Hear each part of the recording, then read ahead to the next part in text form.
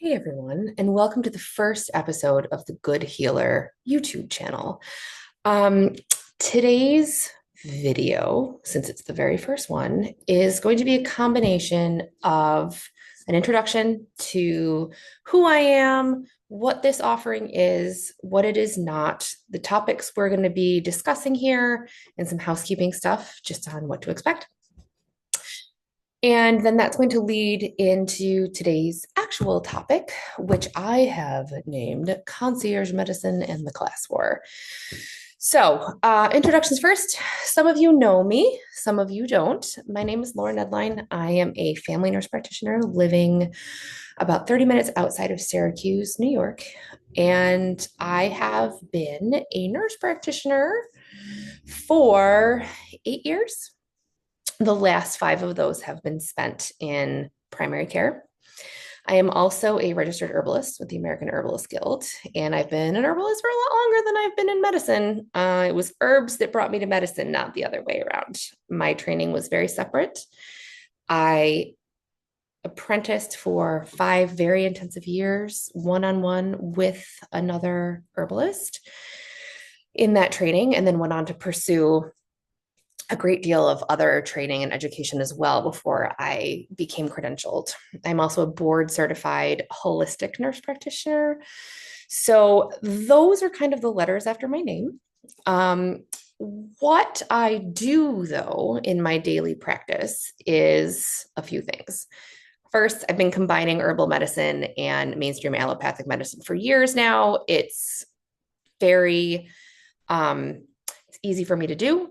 It has never been something that has been questioned. In fact, my institution has brought me on as a plant medicine educator, and I take herbal consults that people can bill their insurance for, which is very exciting.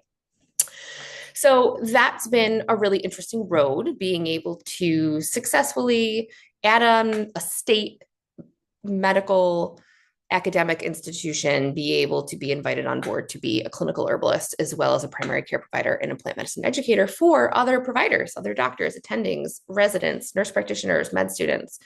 I teach at conferences on topics in herbal medicine at my institution, which is SUNY Upstate in Syracuse. So the other thing that my practice has become is we've created a little island of misfit toys, so to speak, when it comes to complex, tricky cases.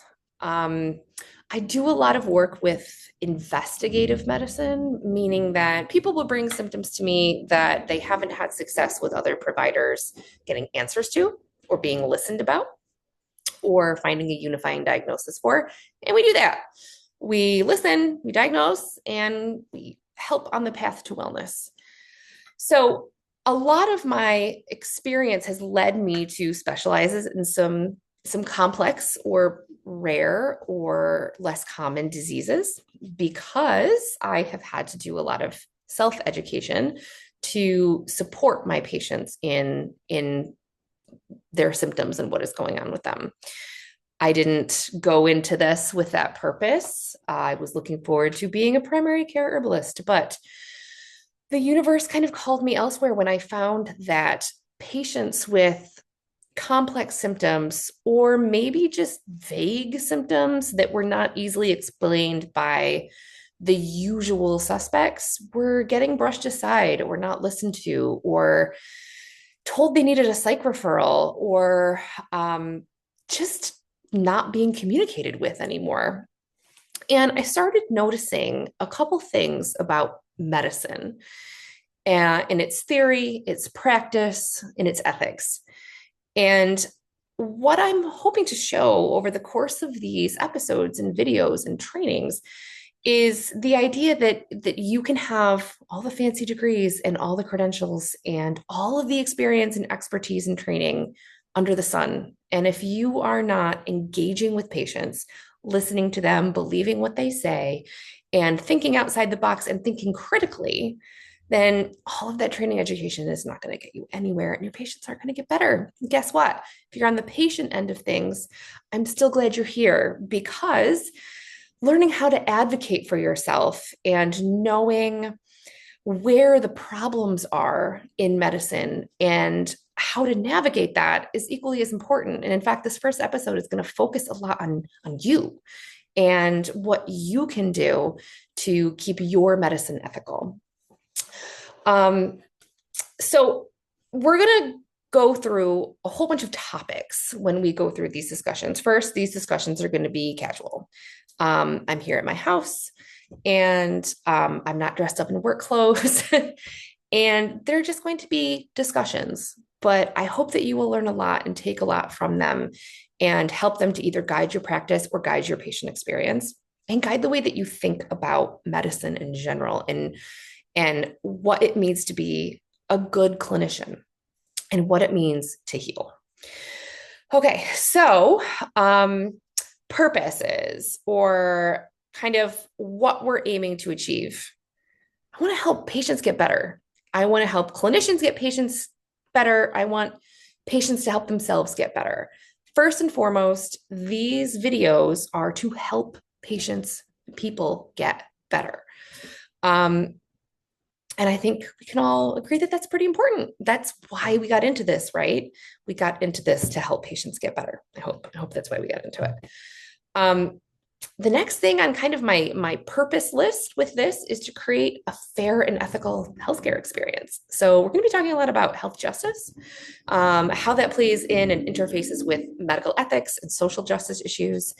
And a lot of times when patients aren't being listened to and when their symptoms aren't being managed or they're not being able to access care, it's really underneath some health justice stuff. So if we can tackle that and look at that and also do that annoying thing of checking our own biases and also having awareness when we walk into a healthcare experience of how we need to advocate for ourselves and each other, it can be really helpful. So the last thing is I want to help us use our brains better. So this is the critical thinking and thinking outside the box. So we're going to talk about a lot of pieces of that pie, but this is one of them. This is training you to think critically, whether you are on the clinician side of things or on the patient side of things.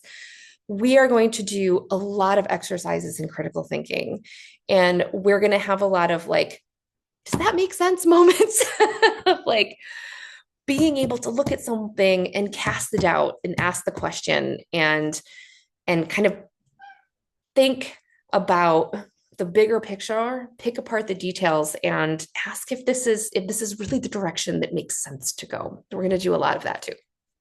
So that's the why. Let's talk about the how. We're going to do practitioner education. So we are going to kind of pick apart some challenging medical topics and where topics that I have selected for their ethical implications. And I don't mean ethical like life or death ethics and end of life ethics or legal ethics. I mean, is this really offering good care to our patients? And then we are going to have some topics in theory revision. So this is not a theoretical offering. Even though we're going to be covering ethics and epistemology, it is practical. But we are going to work towards revising what's on the books a little bit about what we think about medical ethics and what that means to us. And I want to arm patients with better expectations. We have gotten really used to the American healthcare system being a certain kind of way. And even though it's not changing overnight, I hate to tell you, we need to not be idealists about this. It's not changing overnight.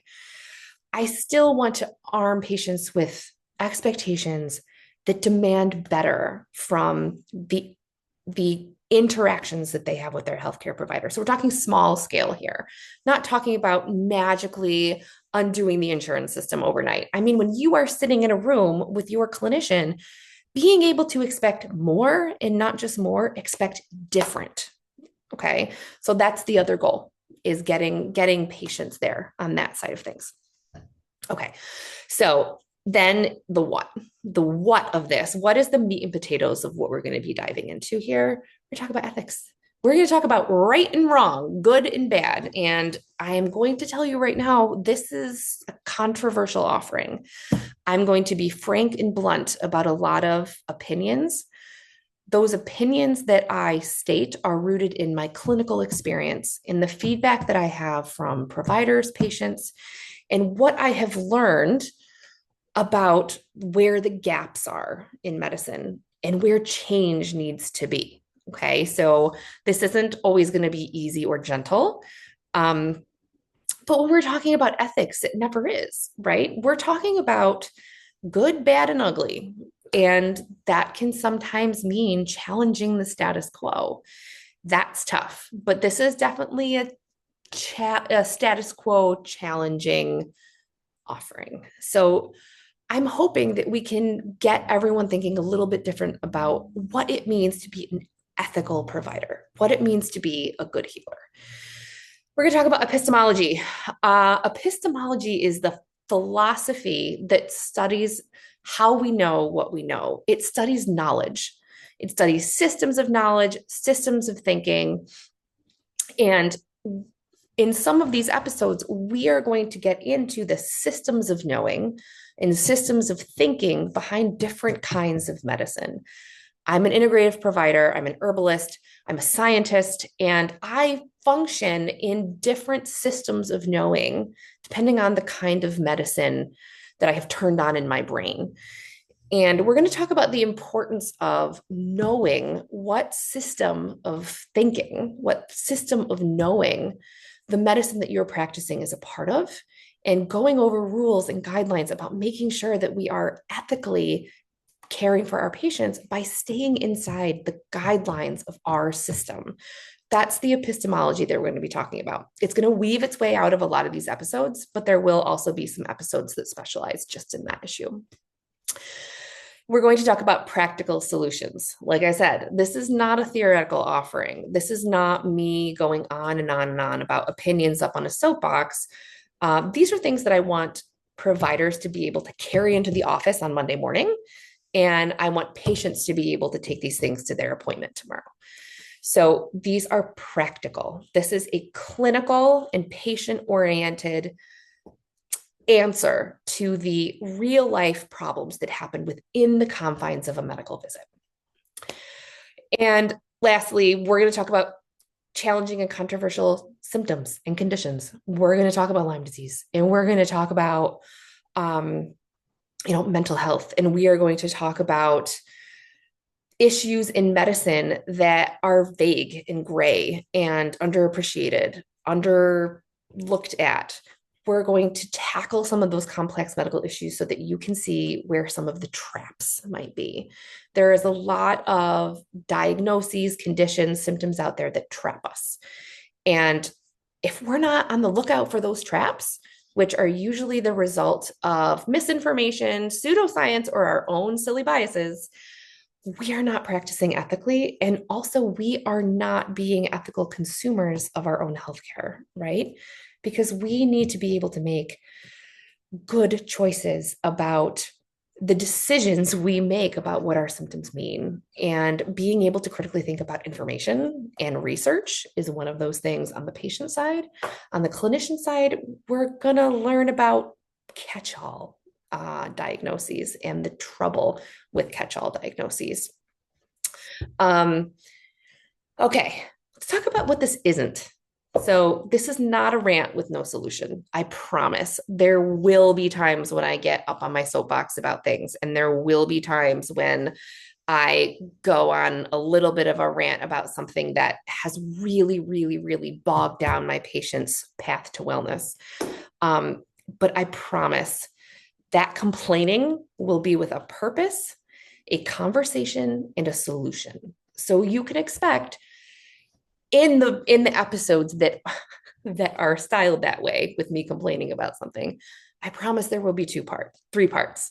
The first part will be the complaining, the soapbox, the problem, right?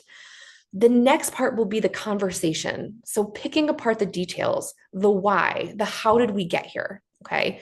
And I promise the third part will be a solution. It will be a solution so that clinicians can improve what they're offering and that patients can improve their experience, their expectations, and what they bring to the visit.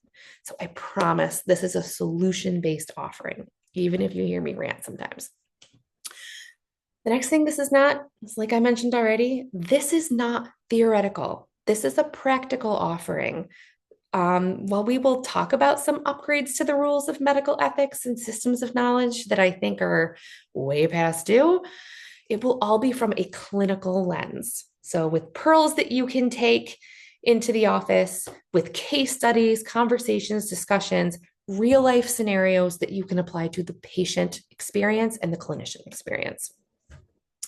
Lastly, this offering is not anti anything because I am not anti anything. This channel is, however, pro a lot of things. It is pro doctor, it is pro patient, pro science, it is pro practice, pro justice, pro thought, it's pro holistic, and it's pro collaborative. We just want to make all of those things better. We want all of those things to be more ethical, more well thought out, more successful, more efficient, and in the end, lead us to a better patient clinician experience. So, all are welcome here, and no one is spared. So, that being said, just a couple housekeeping notes.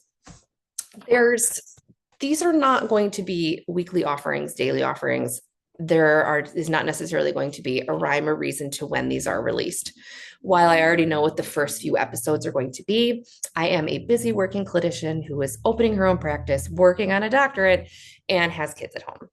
So a lot of this, talking about reality versus idealism, is that I may pop in once or twice a month. It might be more than that, it might be less. So bear with me as we get this up and running and as I fit this into an already pretty busy schedule. Keeping with that, there's no set length. There's no set length for these. Sometimes it'll be 20 minutes, sometimes it'll be 2 hours. So I'm hoping that that makes some of this a little bit more accessible for people to take in this information at different periods of time in their life. So some of these episodes might be more appropriate and you can for a morning commute because you can get through them in 20, 30 minutes. Sometimes if you just want to sit down and really take in a deep dive into something, pick one of the videos that are an hour or so. This one will be a little bit longer because we're also doing all this this introduction information, but there will be videos uploaded of all different links. So feel free to skip around. These are not in any, oh my God. I'm not sure what just happened. I think I booted out of the meeting and then came back in. So I'm really hoping that this is continuing from where we left off, but I'm not totally sure that it is. So because of these tech issues, I'm actually going to stop this recording right now and we're going to make this a two-parter. So this is going to be part one, assuming that the recording went through, and then we'll go to part two. So we were just about to close the introduction anyway. So we're going to make these two separate videos, and I'll see you for the next one, Concierge Medicine, the Glass War.